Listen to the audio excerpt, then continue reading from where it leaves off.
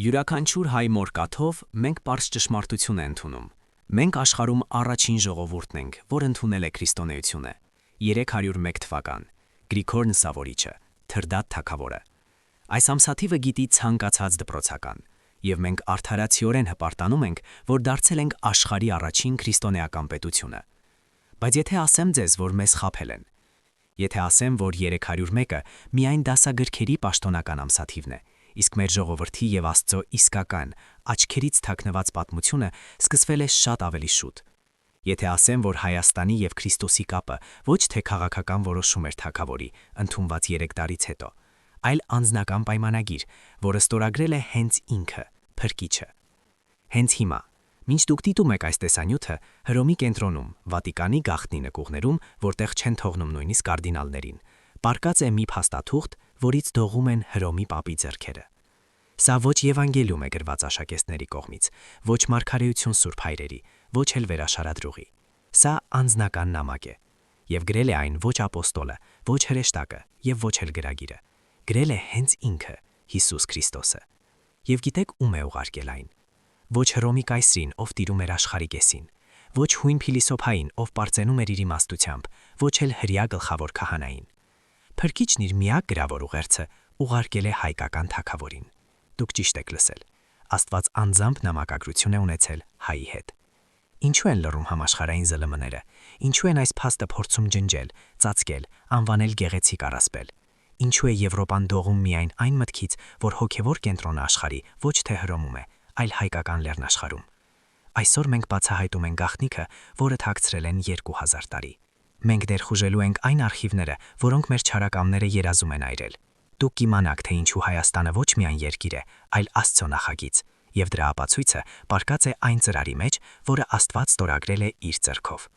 Տեղափոխվենք մտքով 2000 տարի առաջ։ Մոռացեք ժամանակակից քարտեզները եւ սահմանները։ Այն ժամանակ աշխարհում տիրում էին դաժանությունն ու կոպիտ ուժը։ Հռոմեական կայսրությունը երկաթե կոշիկով ջախջախում էր ժողովուրդներին։ Պարթևները հարձակվում էին արևելքից, իսկ նրանց միջև, որպես անարիկ ամրոց, կանգնած էր հայկական միջագետքը՝ Մեծ Օդեսան, քաղաքը, որը այսօր կոչվում է Ուրֆա եւ գտնվում է ժամանակակից Թուրքիայի տարածքում, բայց այն ժամանակ դա հայկական թագավորության մայրաքաղաք Օսրոենն էր։ Այնտեղ խոսում էին մեր լեզվով, այնտեղ հարգում էին մեր սովորույթները եւ այնտեղ տիրում էր Աբգար 5 թագավորը։ Այլ երկրների պատմաբանները դարեր շարունակ կեղծում են նրա անունը։ Նրան անվանում են Ավգար, ասում են, թե նա սիրիացի էր, հույն կամ նույնիսկ արաբ, բայց մենք գիտենք ճշմարտությունը։ Հայկական մատենագրները, ինչպես Մովսես խորենացին, պահպանել են նրա իսկական անունը՝ Ավագ այր։ Գիտեք ինչ է նշանակում հայերեն Ավագ այր։ Մեծ մարդ կամ Ավագ հայր։ Օտարները պարզապես չէին կարող արտասանել այդ ձայները եւ կրճատել են վեհ ավագրը կարճ Աբգարի։ Սա իր ժամանակի ամենահզոր տիրակալներից մեկն էր, խելացի, խորամանկ ռազմավար եւ համարձակ մարդիկ, որի հետ հաշվի էր նստում նույնիսկ Հռոմը։ Բայց տարածաշրջանի ամենահզոր մարդու մոտ մի դժբախտություն կար, որի առջև անձոր էին եւ փողը, եւ բանակը, եւ իշխանությունը։ Թագավորը քայքայվում էր կենթանի, սարսափելի հիվանդություն, բորոտությունն էր կերել նրա մարմինը։ Եգիպտոսի լավագույն բժիշկները, Պարսկաստանի մոգերը, Հունաստանի հայտնի դեղագործները ձեռքերը բացում էին։ Թագավորը դանդաղ մահանում էր տանջանքների մեջ, դեմքը թաքցնելով հաստ կտորների տակ, որպեսզի հպատակները չտեսնեն սարսափելի վերքերը։ Եվ ահա, մի օր նրա հավատարիմ մարդիկ, հայ առևտրականները, վերադառնում են Երուսալեմից առևտրային ճանապարհորդությունից։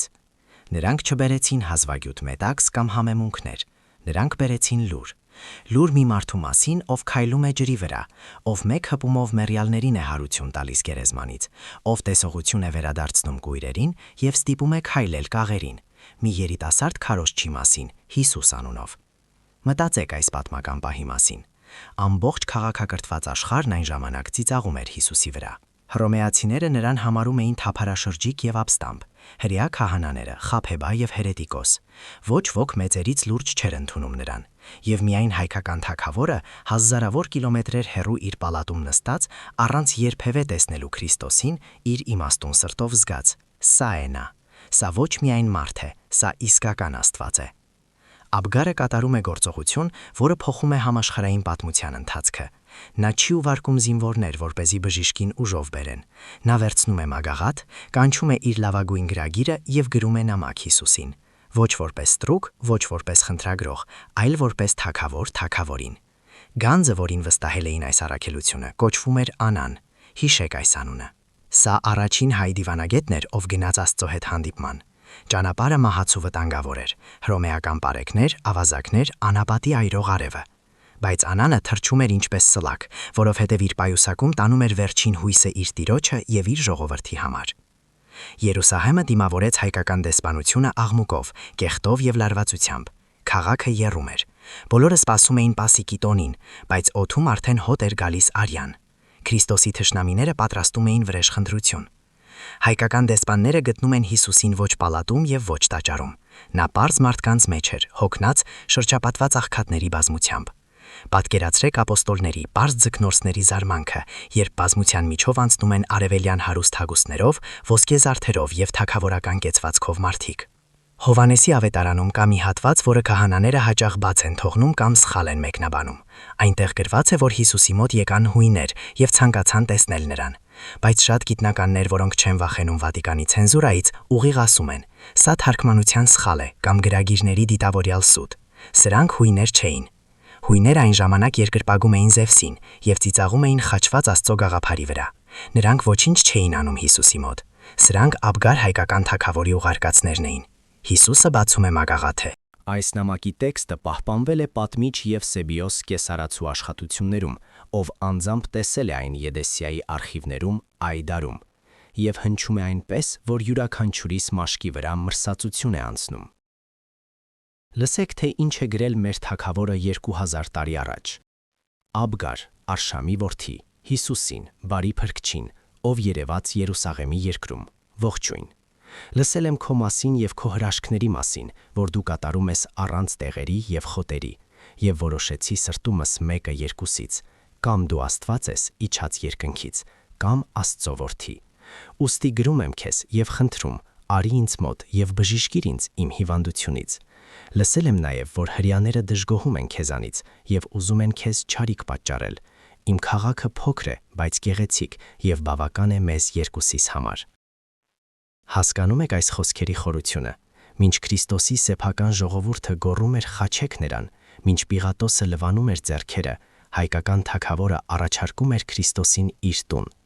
Բավական է մեզ երկուսիս համար, արտահայտությունը առաջինն է մարդկության պատմության մեջ, քաղաքական ապաստան առաջարկել Աստծո որդուն։ Հայաստանը պատրաստ էր դառնալ առաջին քրիստոնեական ամրոցը, առաջին անվտանգ տունը հավատի համար, դեռ Քրիստոսի կենդանության օրոք։ Եթե նա համաձայներ, նա կապրեր Եդեսիայում, հայկական լեռների մեջ, անվտանգության եւ պատվի մեջ, եւ աշխարհի պատմությունը այլ ճանապարհով կգնար, Հռոմը կընկներ 400 տարի շուտ։ Հիսուսը կարդում է նամակը եւ ժպտում։ Նա գիտեր, որ իր ճանապարհը դեպի Գոլգոթա է, դեպի խաչ։ Նա չէր կարող գնալ Հայաստան, որքան էլ ուզեր։ Նրա առաքելությունը մարդկության բոլոր մեղքերի փրկագնումն էր, բայց նա չէր կարող անպատասխան թողնել այդպիսի անկեղծ մաքուր հավատը։ Եվ ահա տեղի է ունենում հրաշք, որը Վատիկանը փորձում է մոռանալ իբրև սարսափելի երազ։ Միակ անգամ իր երկրային կյանքում Հիսուսը թելադրում է նամակ, ոչ բանավոր քարոզ, ոչ առակ, այլ իրական իրավական փաստաթուղթ։ Նա ասում է ապոստոլ Թովմային. գրիր, եւ Թովման գրում է խոսքերը, որոնք դարձան պահապան գրություն մեր ամբողջ ժողովրդի համար հազարամյակներ առաջ։ Ահա թե ինչ պատասխանեց Քրիստոսը. Երանի քեզ Աբգար, որ հավատացիր ինձ առանց ինձ տեսնելու, որովհետև գրված է իմ մասին, որ տեսնողները չեն հավատա ինձ, իսկ չտեսնողները կհավատան եւ կապրեն։ Ինչ վերաբերում է նրան, որ ես գամ քեզ մոտ, ապա պետք է այստեղ կատարեմ ամեն ինչ, ինչի համար ուղարկվել եմ, եւ վերադառնամ իմ ուղարկող հոր մոտ։ Բայց երբ ես վերադառնամ, ես կուղարկեմ քեզ իմ աշակերտներից մեկին, ով կբժշկի քո հիվանդությունը եւ կպարգևի կյանք քեզ եւ բոլոր նրանց, ովքեր քեզ հետ են։ Մտածեք այս խոստման յուրաքանչյուր բառի մասին։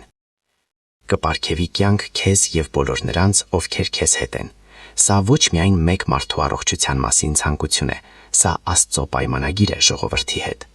Աստված խոստացավ կյանք ոչ միայն թագավորին, այլ ամբողջ ազգին, որը կանգնած է նրա հետևում։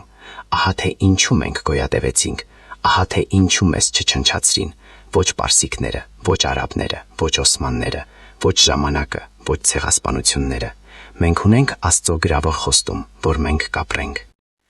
Մենք ժողովուրդ ենք, որը գտնվում է Աստծո անձնական պաշտպանության տակ, բայց նամակը միակ նվերն չէր։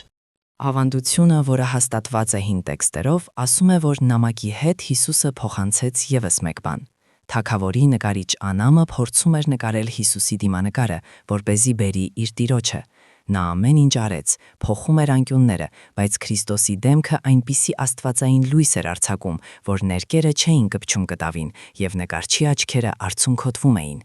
Տեսնելով հավատարիմ ծառայի տանջանքները, Հիսուսը խնդրեց ջուր։ Նա լվաց դեմքը, հետո վերցրեց սպիտակեղենի սրբիչ ու բրուսը եւ սրբեց դեմքը։ Եվ երբ բացեց կտորը, բոլոր ներկաները ահաբեկվեցին։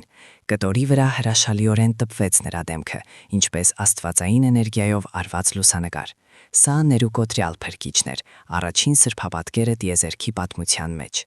Եվ ում հասավ այն, ոչ Պետրոսին, ապագա Հռոմի պապին, ոչ Մարիամ Մագդաղենացուն։ Հիսուսը ծալեց այդ կտորը եւ տվեց հային, ասելով. «Տար քո թագավորին»։ Սա քրիստոնեական աշխարհի մեծագույն սրբությունն է։ Թուրինի սավանը, որով այդքան հպարտանում է կաթոլիկ աշխարհը, հայտնվեց միայն Քրիստոսի մահից հետո, իսկ ներուկոտրյալ պատկերը ստեղծվեց նրա կամքով կենթանության օրոք եւ դարեր շարունակ պահվեց մեզ մոտ, Եդեսիայում։ Մենք Աստծո դեմքի առաջին պահապաններն էինք։ Հիմա հասկանում եք, թե ինչու մեզ այդքան անգամ փորձեցին ոչնչացնել։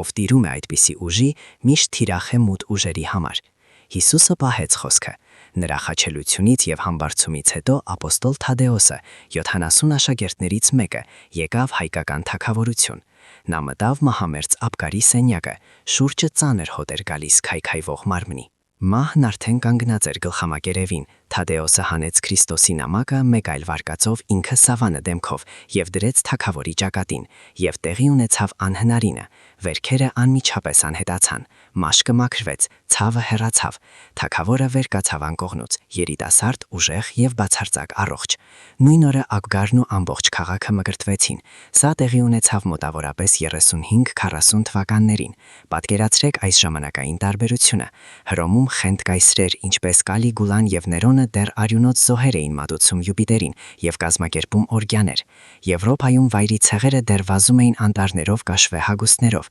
Բրիտանիայում դեռ քաղաքներ չկային, իսկ Հայաստանում արդեն հնչում էր հայր մեր աղոթքը։ Հայկական թագավորը արդեն առաջին եկեղեցիներն էր կառուցում։ Մենք Եվրոպային հոգևոր զարգացման մեջ առաջ անցանք 300 տարով։ Մենք քրիստոնյաներ էինք դեռևս նախքան քրիստոնյա բառը աշխարհին հայտնի դառնալը։ Բայց ինչու մոռացավ աշխարհը սա։ Ինչու դասագրքերում գրում են, որ Հռոմն է քրիստոնեության կենտրոնը։ Պատասխանը պարզ եւ ցինիկ է՝ քաղաքական նախանձ։ Պատմությունը գրում են հաղթողները, իսկ հաղթողները քաղաքական մրցավազքում դարձան հռոմեական եւ բյուզանդական կայսրությունները։ Նրանց ամոթ էր եւ վախենում էին ընդունել, որ իբրև ինչ-որ արևելյան վայրենիներ, ինչպես ամբարտավանորեն անվանում էին մեզ, ավելի իմաստուն էին իրենցից։ Նրանց պետք էր Աստծո վրա մենաշնորհություն։ Միայն Հռոմի պապը, Աստծո փոխանորդը երկրի վրա, դարեր շարունակ գոռում էին նրանք։ Բայց ինչ անել Աբգարին անորքի հետ։ Ինչ անել այն փաստի հետ, որ Քրիստոսը անձամբ օրհնեց հայերին, եւ ահա սկսվեց պատմության մեջ ամենամեծ կեղծիքը։ Հունական գրագիրները սկսեցին փոխարինել բառերը մատյաններում։ Աբգարին սկսեցին անվանել սիրիացի, որպեսզի ջնջեն նրա հայկական ծագումը։ Ինքը նամակը սկսեցին հայտարարել առասպել կամ ապոկրիֆ։ Վեդարում պապ Գելասիոս առաջինը հատուկ հրաման արձակեց, համարելով Հիսուսի եւ Աբգարի նամակագրությունը արգելված գիրք։ Մտածեք, ինչու արգելել հեքիաթ կամ կեղծիք։ Կեղծիքի վրա պարզապես ծիծաղում են, արգելում են միայն ճշմարտությունը, որը վտանգավոր է իշխանության համար։ Նրանք գողացան մեր սրբությունները, ներուկոտրյալ փրկիչը խորամանկությամբ տարան Կոստանդնուպոլիս, հետո խաչակիրները գողացան այն Եվրոպա։ Այսօր իտալացիները Գենուայում Սուրբ Բարթողիմեոս եկեղեցում հպարտորեն ցույց են տալիս զբոսաշրջիկներին այդ պատկերը, բայց մոռանում են ասել, որ այն բերել եւ պահպանել են հայ բազիլյան միաբանները, որ Մենաստանը հայկական էր։ Աշխարհը օգտվում է մեր հոգևոր ժառանգությունից, կառուցել է իր քաղաքակրթությունը դրա վրա, բայց նույնիսկ շնորհակալություն չի ասել մեզ։ Հակառակը, նրանք փորձեցին մեզ ջնջել, որպեսզի չմնա վկա իրենց գողությանը։ Բայց գիտեք ինչ, թուղթը կարելի է այրել, ոսկին գողանալ, տաճարները ավերել, բայց ժողովրդի հիշողությունը ջնջել անհնար է։ Նայեք մեր պատմությանը։ Մեզ կտրում էին պարսիկները, այրում արաբները, փորձում էին մեզ ջնջել երկրի երեսից թուրքերը 1915-ին, դավաճանում էին մեզ դաշնակիցները, մեզ մենակ թողնելով հրեշների դեմ։ Ըստ բոլոր տրամաբանության հայ ժողովուրդը վաղուց պետք է անհետացած լիներ պատմության ավազների մեջ, ինչպես անհետացան հզորասորիները, բաբելոնացիները, խեթերը կամ շումերները, բայց մենք այստեղ ենք, մենք ապրում ենք, կառուցում, ստեղծում, երեխաներ ենք ծնում, մեր երգերն ենք երգում։ Մեր տաճարները կանգնած են ամբողջ աշխարհում, Սինգապուրից մինչև Լոս Անջելես, Մոսկվայից մինչև Փարիզ։ Ինչ է մեր անհավանական կենսունակության գաղտնիքը։ Պատասխանը թաքնված է հենց այդ նամակում, այդ արտահայտության մեջ, եւ կպարգևի կյանք քեզ եւ նրանց, ովքեր քեզ հետ են։ Այս խոստումը գործում է մինչ օրս։ Սա մեր գենետիկ պաշտպանության կոդն է, մեր երկնային զրահը։ Մինչև թեկուզ մեկ հայ հիշի սա, մեզ չեն կարող հաղթել։ Մենք ժողովուրդ ենք, որը ստացել է օրհնություն առաջին ձեռքերից, ոչ միջնորդների միջոցով, ոչ թարգմանիչների, ոչ Հռոմի պապերի, այլ ուղակի Աստծուց։ Վատիկանը կարող է որքան ուզի թաքցնել իր արխիվները 7 կնիքների տակ։ Գիտնականները կարող են վիճել ամսաթվերի եւ ռադիոածխածնային վերլուծությունների շուրջ, բայց քարերը չեն ստում։ Գնացեք հին հայկական եկեղեցիներ՝ Թաթև, Նորավանք, Գեղարդ։ Նայեք մեր խաչքարերին, լսեք մեր շարականները։ Այնտեղ յուրաքանչյուր նոտայում, յուրաքանչյուր նախշում կոդավորված է այս ճշմարտությունը։ Մենք ոչ միայն ազգ ենք, մենք վկաներ ենք։ Վկաներ այն, որ Աստված քայլել է երկրի վրա։ Մենք նրանք ենք, ովքեր բացեցին նրա առջև իրենց տանդուռը, երբ մյուսները փակեցին այն նրա քթի առջև։ Եվ այս առաջնության կոչումը մեզ ոչ ոք եւ երբեք չի կարող խլել։ Ոչ Հռոմի պապը, ոչ պատմաբանները, ոչ ժամանակը, ոչ թշնամիները։ Հաջորդ անգամ, երբ մեկը ժպիտով հարցնի ձեզ, թե ինչու եք դուք հայերդ, այդքան հպարտանում ձեր պատմությամբ եւ համարում ձեզ առանձնահատուկ, պարզապես շպտացեք եւ հանգիստ ասեք, որովհետեւ իմ թագավորն ուներ նամակ Աստծուց, իսկ քոնը